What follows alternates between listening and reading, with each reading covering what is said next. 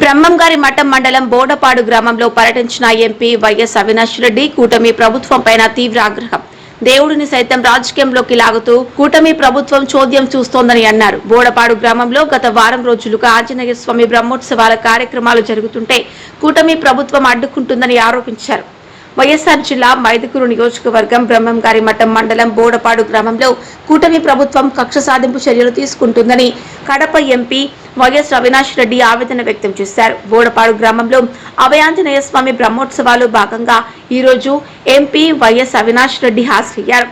ఆయనతో పాటు మైదుకూరు మాజీ MLA Raghuram Reddy, Badvel MLA doctor Dasari Sudha, Kadapa ZP chairman Rama గోవిందరెడ్డితో పాటు పలువురు వైఎస్ఆర్ పార్టీ శ్రేణులు పాల్గొన్నారు. నేపథ్యంలో గ్రామంలోకి చేరుకున్న ఎంపీ వైఎస్ అవినాష్ రెడ్డి పూజల అనంతరం మీడియా సమావేశంలో కూటమి ప్రభుత్వంపై మండిపడ్డారు. బ్రహ్మంగారి మఠం మండలం బోడపాడు గ్రామంలో ఆనవాయితీగా ఆంజనేయ స్వామి బ్రహ్మోత్సవాలు ప్రతి ఏడాది వైభవంగా నిర్వహిస్తున్నారు. ఈ ఏడాది కూటమి ప్రభుత్వం పోలీసుల సహాయంతో ప్రతి కార్యక్రమాన్ని అడ్డుపడటం మంచిది కాదని ఆయన తీవ్ర ఆవేదన వ్యక్తం చేశారు. కూటమి ప్రభుత్వం దేవుడి విషయంలో కూడా ఇలాంటి చర్యలు చేపట్టడం సిగ్గుచేటు అని ఆయన అన్నారు. ఆంజనేయ స్వామి సాక్షిగా కూటమి ప్రభుత్వ అరాచక పాలన మరొక్కసారి ఇవాళ బట్టబయలైంది. బ్రహ్మంగారి మఠం మండలము బోడపాడు గ్రామంలో ఇవాళ ఎంతో అద్భుతంగా ఎంతో చరిత్ర కలిగినటువంటి ఆంజనేయ స్వామి గుడికి సంబంధించిన కార్యక్రమాలు హనుమాన్ జయంతి రోజు మొదలుపెట్టి 12వ తారీఖు మొదలుపెట్టి ఇవాళ చివరి రోజు వరకు కూడా ఎంతో అట్టహాసంగా చేయాలని చెప్పి ఈ గ్రామస్తులంతా కూడా భావించారు. కానీ దురదృష్టవశాత్తు ఈ కూటమి ప్రభుత్వము పోలీసులను ముందు పెట్టి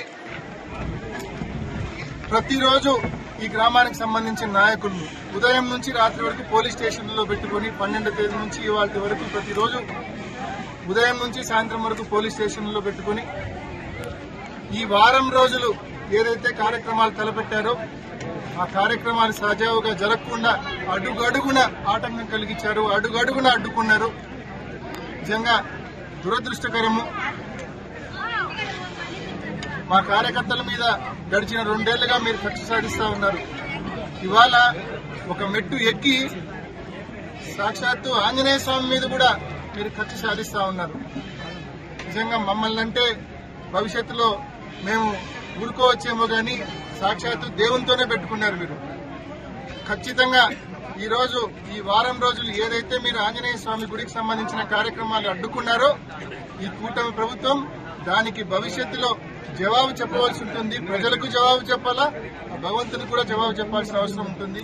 కాబట్టి ఖచ్చితంగా ఇవాళ ఈ గ్రామానికి వచ్చినప్పుడు ఈ గ్రామంలో యువత అయితేనేమి, ఈ గ్రామంలో మహిళలైతేనేమి పెద్ద ఎత్తున ముందుకొచ్చి ఇంత అన్యాయమా గుడికి సంబంధించిన కార్యక్రమాలు మేము ఏర్పాటు చేసుకుంటే కోలాటం చేస్తే అడ్డుకుంటారు, క్రికెట్ టోర్నమెంట్ పెట్టుకుంటే అడ్డుకుంటారు, భజన చేస్తే అడ్డుకుంటారు. దేవుడికి సంబంధించిన ఇన్ని కార్యక్రమాల్లో ఇంత పెద్ద ఎత్తున కూటమి ప్రభుత్వం అడ్డుకుంటుందా? ఏమి అన్యాయము? మాట్లాడే వాళ్ళు లేరా? అడిగే వాళ్ళు లేరా? వీళ్ళకు దేవుడు అంటే భయం లేదా అని చెప్పి ఈ గ్రామానికి సంబంధించిన యువత, ఈ గ్రామానికి సంబంధించిన మహిళలు క్వశ్చన్ చేస్తా ఉన్నారు, ప్రశ్నిస్తా ఉన్నారు. ఇట్లే చూస్తా ఊరుకుంటే కన్నా భవిష్యత్తులో పెళ్లిళ్లు చేసుకోవాలనుకున్నా కూడా ఈ కూటమి ప్రభుత్వము, ఈ పోలీసుల పర్మిషన్ కావాల్సి వస్తుందేమో అని చెప్పి అందరూ కూడా ఆందోళన పడతా ఉన్నారు. కాబట్టి ఖచ్చితంగా ఈ రోజు ఏదైతే ఒక తప్పుడు ఆనవాయితీకి శ్రీకారం చుట్టిందో ఈ ప్రభుత్వము పోలీసులను అడ్డు పెట్టుకుని, ఇది చాలా తప్పు.